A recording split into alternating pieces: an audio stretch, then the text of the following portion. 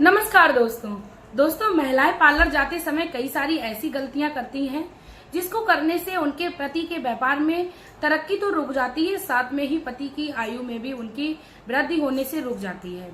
दोस्तों आज इसी उपाय को साथ में लेके आई हूँ और पार्लर संबंधी मैं कई सारी आप लोगों को बातें बताने जाऊंगी जो आपके जीवन में काफी ज्यादा महत्व देंगी और आपके जीवन में काफी ज्यादा बदलाव कर देंगी। इसी के साथ दोस्तों मैं वीडियो में आगे बढ़ने से पहले मेरे आराध्य लक्ष्मी नारायण को मैं कोटि कोटि प्रणाम करती हूँ, मैं उनको कोटि कोटि नमस्कार करती हूँ। दोस्तों कहा जाता है महिलाओं का जो श्रृंगार है वो महिलाओं का आभूषण होता है, बिना श्रृंगार के एक महिला कोई भी शोभा नहीं देती है। दोस्तों महिलाएं जब अपने पूर्ण श्रृंगार में आती हैं तो वह माँ लक्ष्मी माँ दुर्गा का रूप कहलाई जाती हैं।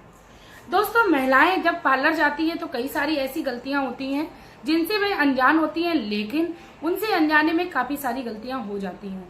तो दोस्तों आज आप लोग वीडियो में कंटिन्यू बने रहिए क्योंकि आज की जो वीडियो है वो पति की उन्नति में मार्ग में उन्नति करेगा, इसके साथ ही पति की जो सफलता है उसमें कामयाबी का कारण बन जाएंगी। दोस्तों काफी सारी ऐसी महिलाएं होती हैं जो पार्लर को जाती हैं और अपने साथ ऐसी वस्तुओं को लेके जाती हैं जिनको उन्हें कदापि भूल कर भी नहीं ले जाना चाहिए। दोस्तों पार्लर जाते समय किसी भी महिला को अपने साथ सिंदूर नहीं ले जाना चाहिए और ना ही वहां पर अपनी किसी भी बिंदी को ले जाना चाहिए, लेकिन दोस्तों आप वहां से सिंदूर लेकर आ सकती हैं और अपनी बिंदी को भी लेकर आ सकती हैं। खरीद कर ले आइए तो इसका दोष नहीं होता है दोस्तों, लेकिन बेवजह किसी भी पार्लर में हमें सिंदूर को अपने साथ नहीं लेके जाना चाहिए।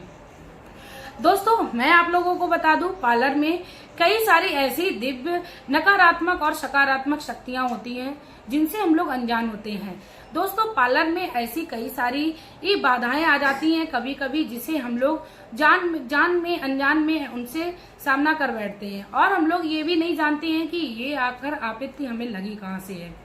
दोस्तों इसी के साथ और मैं आप लोगों को बता दूं महिलाओं को अपने पूर्ण श्रृंगार के साथ कहीं भी आना जाना चाहिए और सिंदूर माथे पर अवश्य लगाना चाहिए। दोस्तों सिंदूर को जब भी महिलाएं अपने माथे पर लगाएं तो अपने माथे पर माँ लगाते समय माँ गौरी का ध्यान करें और माँ गौरी से प्रार्थना करें, माँ आप हमारे सिंदूर में सदैव उन्नति करना और हमारे पति के व्यापार में उन्नति करना। दोस्तों इतना करने मात्र से माँ गौरी की हमें कृपा प्राप्ति होगी और हमारे पति की आयु में भी वृद्धि मिलेगी। दोस्तों कहा जाता है माता पार्वती और भगवान शंकर का साथ हमेशा ही सर्वोपरि बताया गया है। माता गौरी जो है वो सुहाग को अचल रखने वाली है, इसीलिए माता गौरी का हमें हमेशा ही ध्यान रखना चाहिए।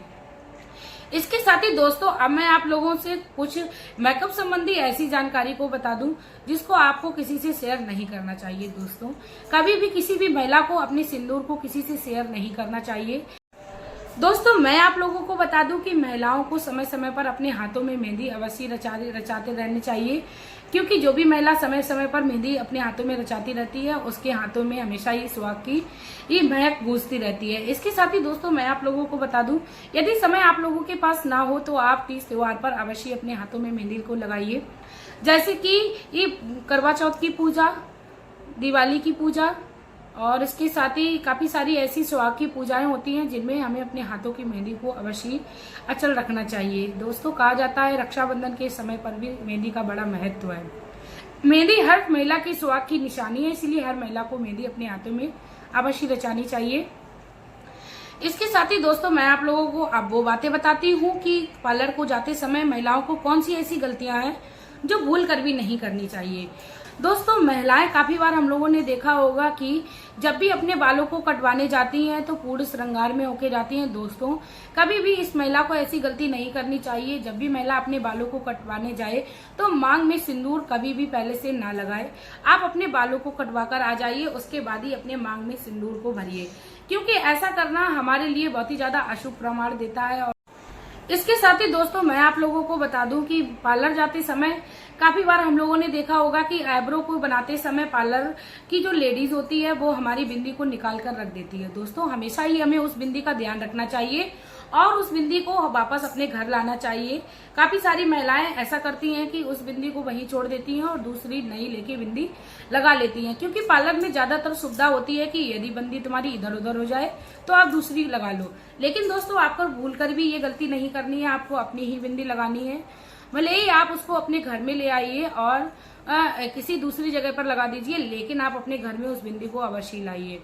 कहते हैं पार्लर में कई सारे लोग ऐसे आते हैं जिनके बारे में हम लोग नहीं जानते हैं। इसके साथ ही दोस्तों मैं बता दूं, काफी बार मेडिक्योर पेडिक्योर करते समय जो महिलाएं हैं वो अपने हाथों में मेहंदी लगाकर जाती हैं, नेल पेंट को लगा के जाती हैं, पैरों में पावर को लगा के जाती हैं, जो कि करना बिल्कुल भी वर्जित है।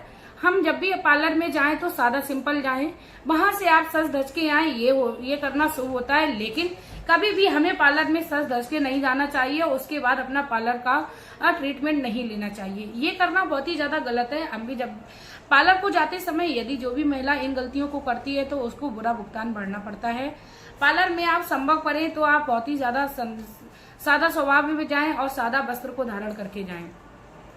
पार्लर से आप आते वक्त वहां पर तैयार होके चाहे कितना भी श्रृंगार कर लीजिए, कितने भी आप मनमोहक कपड़े पहन लीजिए, इसका कोई भी अपराध नहीं लगता है। लेकिन दोस्तों हमें अपने घर से तैयार होकर जाना और फिर वहां पर ट्रीटमेंट लेते समय अपनी चीजों को निकाल कर रखना, ये हमारे लिए काफी ज्यादा अशुभ है और हर महिला को इन बातों को ध्यान में रखना चाहिए।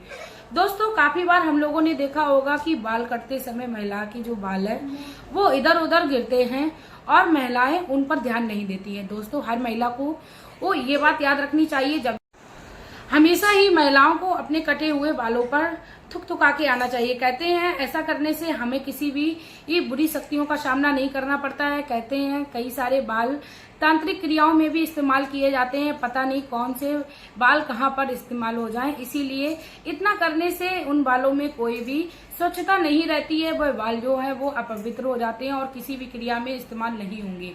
ऐसे करने के साथ आपको किसी प्रकार की कोई बाधा को सामना नहीं करना पड़ेगा। दोस्तों ये छोटी छोटी क्रियाएं या ये छोटे छोटे कार्य यदि हम लोग पार्लर जाते समय याद रखें तो हमारे जीवन में कभी कोई प्रकार की आपत्ति नहीं आएगी।